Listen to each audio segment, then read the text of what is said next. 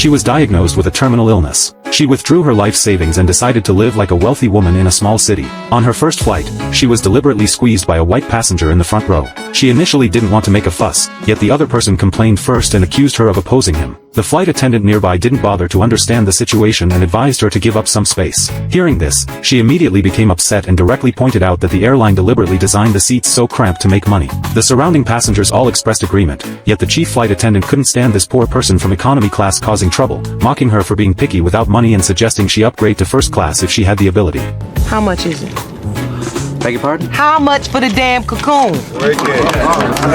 Indeed, spending more money made all the difference. Not only was she served with good food and drinks, the flight attendant's attitude also changed dramatically. No one expected that this extravagant trip would completely change her life. After eating and drinking her fill, Georgia walked out of the airport only to find a long queue for taxis. At this moment, an advertisement on the wall caught her attention, so she called for a helicopter without hesitation. This unprecedented experience thrilled her, and she took in the snowy landscape below. In just half an hour, she arrived at the rooftop of the reserved 5-star hotel. Although the hotel had many distinguished guests, her high-profile arrival still sparked speculation about her identity. Upon entering the lobby, she was immediately stunned. Looking around, she saw Arab oil tycoons and social elites from various fields, even spotting the chairman of the company where she worked vacationing with his secretary. She was just an ordinary salesperson who, despite leading in performance, hadn't received a salary raise in 10 years. Faced with her boss's manipulation, she never dared hope for promises to be fulfilled, receiving a fixed monthly salary and painstakingly saving money with coupons just to complete her wish list. Unfortunately, doctors discovered she had a terminal illness.